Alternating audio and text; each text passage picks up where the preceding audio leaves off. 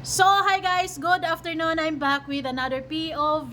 So, ngayon guys, magbibigay lamang tayo ng point of view dito sa mga bulong-bulungan ngayon na di umano may umaayaw o may mga humahadlang sinasabi na 50-50 ang pagpunta na yan sa Korea. So, para bang may pumipigil na para bang no, don't go. Pero teka lang, sino ka? I mean, yung bang sinasabi niya na kapag no, it's no, or mema na lang yon kasi, ha? Anyways, bago ang lahat, don't forget to support and subscribe Kuya Val Santos Matubang at Ina Vlog Kalingap Rab at sa lahat ng Team Kalingap. Syempre guys, salamat sa support at pagmamahal niyo sa aming mga Kalingap reactors. Yung iba kasi nag-overpower eh, 'di ba? Feeling talaga kamag-anak eh. Yung iba naman napaka-overprotective na iwan, hindi mo maintindihan minsan na kung anong mga lumalabas sa bibig nila na hindi nila masyadong pinag-iisipan, ano? So, okay. So, sa mga expert dyan, sa mga marurunong, sa bagay na ito, comment down below kayo guys. Dito sa sinasabing trip to Korea, matagal na actually itong planado, 'di ba? And para sa akin, kahit anumang nangyari sa dalawa, kahit hindi man naging maganda ang nangyayari, pero itong trip to Korea na to, because this is first ever international tour ng Velvet Back. So this is business, 'di ba? Ito yung sinasabi nila na trabaho lamang, walang personalan. Yung tipong kahit anong mangyari, magkakagulo man kayo diyan sa community na 'yon, itong business natin hindi pwedeng sa walang bahala na lang, na hindi pwedeng maapektuhan.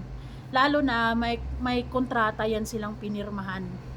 'Di ba? So, kumbaga, bilang nagtatrabaho or bilang ambassadress sila diyan sa Velvet, so they are committed and obligasyon nilang magtrabaho. 'Di ba? Trabaho 'yang pagpunta nila sa Korea, hindi lang yan basta-basta mamamasya lamang. I don't know what's really kung anong gagawin talaga nila sa Korea, pero yun na nga, sinasabi nga nila, it's first ever trip, international, 'di ba? Tour. Ay, bongga, 'di ba? Ang EDC ang napele, pero may problema nga dahil may mga bashers, may mga umaayaw, may mga nega ang iniisip. Bakit naman? Na kung tutuusin, di bali na kung mag-uusap sila pagdating doon, kung maayos man nila ang mga hindi nila pagkakaunawaan, ng ilang araw silang nandoon na pwede nang pag-usapan ng masinsinan at maging malinaw ang mga bagay-bagay sa kanila, pwede yon. Pero kung hindi sila ready, hindi rin natin sila pipilitin, 'di ba? Basta yung pagpunta nila doon ay parte ng kanilang trabaho yan. Ay naku po, mukhang wala silang magagawa. Pag sinabi ni Kalinga Prab, yun ang masusunod. Pero nalambutin na lang kung basta-basta na lang si Kalinga Prab nagsasabi, ambassadors kayo, wala silang pinirmahan, 'di ba? Dahil anytime pwede atang umayaw. Ngayon, alam nyo naman na ano yan, with contract yan. Ay nako po, mahirap yan. Kahit magbida-bida ka pa, kahit anong sasabihin mo, kahit anong gagawin mo, whether you like it or not, tuloy. Tuloy ang Korea. Sinasabi na yan mismo ni Kalinga Prab na tuloy ang Korea. So no more walang makakapigil. Aray ko.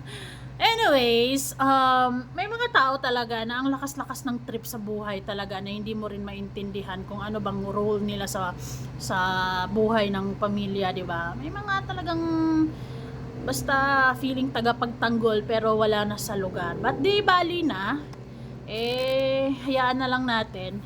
We'll see kung anong magiging desisyon ni Kalinga Prab dyan, 'di ba, na tuloy or hindi. At syempre, desisyon na rin ng ng tao na committed sa business na alam mo 'yun, kailangan talaga kasi it's about work.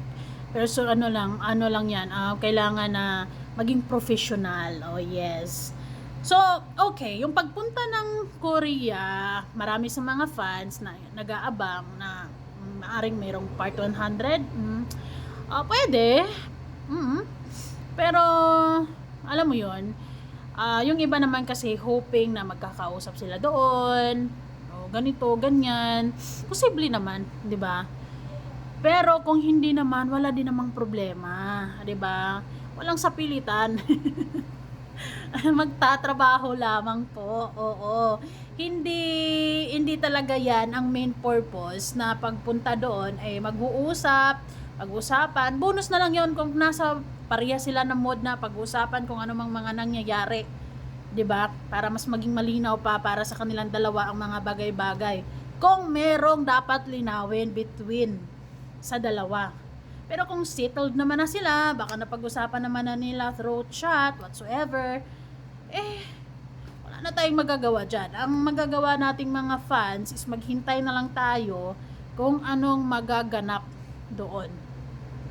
Kasi sigurado naman, yung trip na yan, ay meron niyang vlog, di ba? So, meron tayong mapapansin dyan, sa mga galawan nila. Pero, ayun, wala namang ako para sa akin, wala masyadong expectations na magkabati-bati sila doon 100%, mag-uusap sila doon 100%. Basta, bahala na. Depende sa effort, depende sa decision nilang dalawa. Dahil hindi pwedeng isa lang magdesisyon. Kasi, for example, yung isa gusto makipag-usap, yung isa naman hindi pa ready, so it won't work. So, dapat, it takes two to tango. Dapat dalawa sila na willing mag-uusap kung meron pang dapat pag-usapan. Pero kung wala naman trabaho lamang. Like for example, kung ano bang gagawin nila doon, to promote Velvet, or ano bang specific na particular na gagawin nila doon pag mga ganyang tour na yan.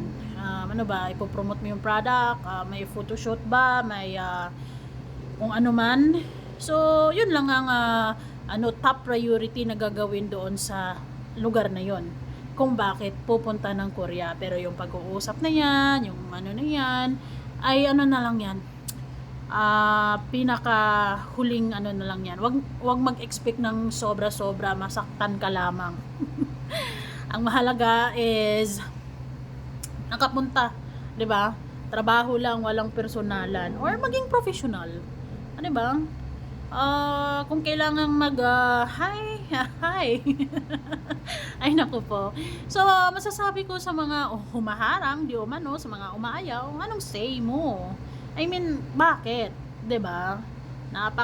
Minsan talaga yung iba power tripping hindi mo maintindihan kung anong pinaglalaban talaga Ando naman yung maintindihan natin na tagapagtanggol, protective. Pero, sa pagkakataong ito na ganyan, I doubt it. 'Di ba? Pero ayun, malapit naman na 'yon. Ilang tulog na lang din, malalaman din natin ang buong katotohanan at malalaman din natin kung ano ba talaga ang power niya. Tulad ng iniisip niya, 'di ba? Na kisyo 50-50. Kasi si Kalinga Prab, 100% na and then merong 50-50. So, sino ang masusunod? Malamang si Kalinga Prab. sino ba ang bossing, 'di ba? Yung iba kasi talaga minsan ay negative yung iniisip nila sa tao. Nakikisyo pag pumunta doon, ganito ganyan. Of course, hindi naman. Hindi ganoon yung tao. May mga iba talaga diyan na ang sama-sama ng mga iniisip. Pero sa totoo lang, kung gusto talaga nila bigyan ng hustisya di umano yung mga nangyayari, kung ano man ang nangyayari exactly, because so far wala pa naman tayong nasisilip na totoong kaganapan, mema lang naman, ilapit na nila yan sa legal na pamamaraan. Dahil kapag dito sa SOCMED mapapaos ka lamang, ay hindi talaga mapipigyan ng hustisya yan. Pero what? Diba, they said sorry and pinapatawad naman na. So sana ceasefire na, diba? Tigil na. Pero hindi pa rin sila tumitigil kasi gusto nila na ibaba talaga yung tao, gusto nila hindi na suportahan yung tao, gusto nila iban na lang. Yun. Pero yung mga fans hindi yun sila mapipigilan kung sino yung sinusuportahan o susuportahan nila. So ayun guys, kayo anong masasabi nyo? Ano sa tingin nyo, tuloy ang Korea or 50-50? Bye.